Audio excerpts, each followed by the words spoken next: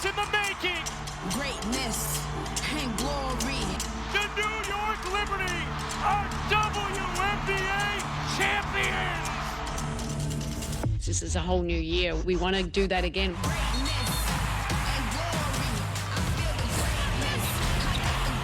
It's a lot of pressure to try and repeat. There's no excuse. You just have to win another championship. The reigning champs, they had Breanna Stewart on the floor in a brace, remember, after spraining her MCL in Game 1, but she did start Game 2. But, Sinead, that feel-good story, it quickly turned into Phoenix rising. I see what you did there. Right? Okay. But take a look at this. Phoenix, they were just attacking her. You have to credit Nate Tibbetts, their head coach, for targeting specific matchups, going at Stewie, going at Sabrina. That helped Satu Sabally recover from going from 2 of 17 to having an efficient game in Game 2. Well, and Satu was trying to new day, new mentality. Yep. We certainly saw that on full display, but really all their big three. This bucket showed how fearless the Mercury were, because Natasha Cloud is a tough defender. And then less than a minute later here, a turnover here. And the Jets were on, sis. When you let Alyssa Thomas loose in transition, it's going to be a long night for you. And guess what? She'll tell you all about that. And these numbers pretty telling here, because Debo, when you're looking at Sabally and Thomas and Copper, they combined for 24 in the second quarter. The Liberty, they only had 12 as a team, Sinead. yeah, and I think their starting five combined for like 56 points or plus. And DB, when she's hitting one-legged runners, which she's known to do, off balance, you know it's a good night for you. And she said, let me check that. Come on. The three. Range. These are just back-breaking. And then on top of it, to wink, like, they knew they were in New York. A minute later, Sabally pulls up, Ooh. hits that three. Phoenix dominated start to finish. Here's Sabrina Ionescu after a little bit of a tough night. We can't go out and play the same way we did and expect a different result. I think we have to go out and make the adjustments and, play like our season's on the line, because it is, and so is theirs. And I think that's, it's going to come down to who can execute, who can string together the best 40 minutes of basketball, and hopefully that's us. That sets up a winner-take-all Game 3 that'll be tomorrow back in Phoenix. So let's bring in our Hall of Famer, Holly Rowe, who was on the sidelines for this game. I feel like we were just chatting, Holly, but let's do it again. Because being up close, what did you notice about Breanna Stewart's movement and maybe the confidence or lack thereof she had with that knee brace on? Breanna Stewart was definitely restricted in her ability to move. She started out the game very well. She looked good on the early possessions, and then Phoenix, as Sinead just said, kept putting her in actions. She was short on some of her shots, and as you can tell, she definitely was not the Breanna Stewart we're used to. Where I noticed it the most was on the defensive end. This is a Liberty team that said in their Game 1 win in Phoenix, it was the most connected defense they had played in over a month. And they just didn't look connected, because they're all assuming that Breanna Stewart is behind them and can clean up everything like she normally does. She's usually a rover for them defensively, getting to the angles, disrupting everything behind the ball pressure. And she just wasn't able to do exactly that. So this is a team that's going to have to rework what they're doing defensively based on how Breanna Stewart can move. I did check in with some of the team personnel. They are en route to Phoenix right now, and they said Breanna is walking well. But she is presumably going to be sore from extending that energy last night.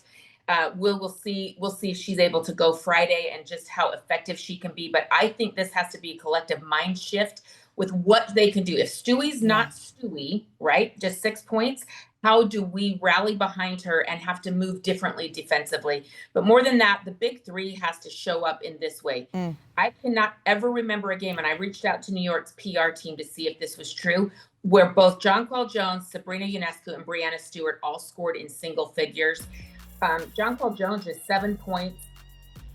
Sabrina Ionescu just 9 points. This is very out of character for this team. Stewie, we can understand, but the others in this lineup, we do not understand this low-scoring output. Credit Phoenix's defense, but I do think that this is a team that will have their back against the wall, and they have to respond. In my mind, particularly Jonquel Jones and Sabrina Ionescu, their sense of urgency and their ability to finish has to be much greater. And they're going to have to, and they're going to have to respond on the road now, going back to Phoenix, who has a chance to close this out at home. You mentioned the Liberty and needing to have a little bit more urgency, change their defensive plan here. But what stood out to you about the Mercury's defense last night that they can then bring home to try to close this thing out? I thought the Mercury's defense was stifling. This is a team that has been physical. I think their DNA is to be physical. Anytime you have a defense that starts with Alyssa Thomas, it is going to be very physical. And I thought that they were suffocating, especially at the point of attack. Against Sabrina Ionescu, they made every finish around the rim difficult for Jonquel Jones. And I think that that is going to be the key. Whose ever defense steps up the greatest, I expect this to be a real physical battle, but whose defense can be suffocating is going to win game 3. And so far, Phoenix showed that they have that mentality right now. I thought Satou Sabally was terrific. She used her length defensively, and Alyssa Thomas set the tone. And Kalia Copper, remember, she had gotten into foul trouble in game 1 in Phoenix, 3 fouls in the second quarter. She did not get into foul trouble in game 2, and she was also suffocating on the point of attack. So, we'll see what happens in game 3, but I think this will come down to who is the best defensively. Yeah, and I loved in your post-game interview, it felt like the big 3 for Phoenix, they were all business. They know they still have one more game to go to close out this first round. Holly Rowe, we always appreciate the time. Thank you so very much. I'm going to bring this back in studio because, Shanae, Holly is saying it's the defense that is going to dictate who is going to walk away from this first round matchup. We always had this circled, potentially as one of the most interesting matchups of the first round. But now that the reigning champs have their back against the wall, what is this going to come down to? When we saw the bracket for the playoffs, I circled this one as the toughest matchup of any teams, right? 4 or 5. The playoffs is chess, not checkers. And when you know you're going up against a team whose star, Breanna Stewart, is less than 100%, what do? You put your foot on the gas and you test it. And they won that category, the Phoenix Mercury. Fast break points was 20-2. And on top of it, they're a team that made some bold moves at the start of the year in acquiring talent centered around Alyssa Thomas's ability to eat in transition. And it has paid off in the biggest way. Not only did she nearly average a triple-double and have 23, the next person on the list is 4 on the list when it comes to triple doubles, but also they surrounded her with shooters, and that allows you to rebound and build confidence. Satou Sabally was fantastic. Yeah. So I do agree that it will come down to defense because what they did was hold them to 30% shooting, their worst shooting performance ever, right? But on top of it, it was the fact that they could get out and run, and they made a big bet on Alyssa Thomas, and it truly has paid off. All the momentum right now is with Phoenix. They get to go home and be able to do this. If you're New York, you got to have a short memory and prove. You know what? We're the defending champs for a reason. But sometimes we've seen this kind of unravel for New York. This is the time where they're really going to have to dig in. Let's do this. Giving ourselves another chance in game 3. Emotions are high. We gonna keep you up on your feet the whole night now. There is it! And Halliburton loves it. Got you feeling crazy? Well, that was the plan. They was waiting for me, wasn't ready for this. He got the game sold up. No, I'm talking about Swiss. So yeah, I know you want to fight it, but why would you try? We're here to compete, and we're going to play our best. Yeah, we think we're big, man. Why would we lie? 1, 2, 3, everybody! You know what time it is. A trip to the WNBA semifinals is on the line. Let's talk the early matchup. The Indiana Fever have been decimated by injuries, but they're fighting back as the underdogs in this matchup. Now, for the sake of Elle Duncan and Andrea Carter, here's my checklist for an Atlanta Dream victory. First, the series has been a heavyweight battle, so make sure you go and get your weight up.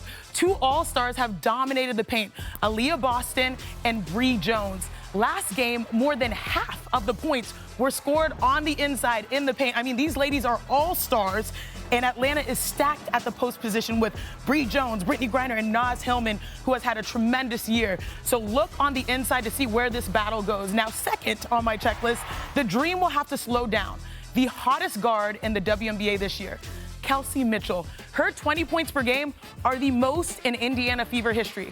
Maybe traps or more hedge screens and all that type of defensive assignments on the game plan this time, because forcing someone else to step up for the Indiana Fever is going to be paramount for them. And last but not least, the Dream, they finally won their first playoff game since 2018 in Game 1. Now, if they're going to stack 2, they will need their star backcourt to lasso the competition. You see what I did there? Those 2 combined for 36 points per game, and they will need to light it up in ATL. You know what they say? ATL shoddy. It will be a great battle, both on the inside but also on the interior. And now it's time for me to send it over to our resident team cowgirl on NBA Today. Yeehaw! Let's go to the A. Shanae, thank you so very much as we welcome in our insider, Alexa Philippou, for a little bit more on-the-ground reporting. Alexa, we just heard Shanae's checklist for what it's going to take for the Atlanta Dream to walk away victorious here. But what adjustments have they told you they're going to make for this pivotal Game 3? Well, Malika, Shanae hit the nail on the head because they are also keying in on how to best slow down Kelsey Mitchell, and they actually have a new assignment defensively that they're going to be putting on her. They are going to have Ryan Howard, she told us today at shoot-around, take on Kelsey Mitchell as that primary assignment for her defensively. We asked Howard what makes Mitchell such a tough player to go against, and she said that she's such a great player, has that speed to get to the rim, but also can knock down threes from the outside. So Howard is hoping that she can use her length with that 6'2" frame and really help make Mitchell slow down and kind of hesitate too on what she's doing on the offensive end. But Howard also said that they actually didn't really think they played that poorly on defense in game 2, that really their offense was what was the issue. Remember, they scored just 60 points. They made only 5 of their 19 3-point attempts. So they need to make sure that they're moving the ball, finding the open player, and making sure to work it around. Last game, that they thought that when shots weren't falling early on, that they really just were settling for poor shot selection, and they need to make sure game 3 that is not an issue.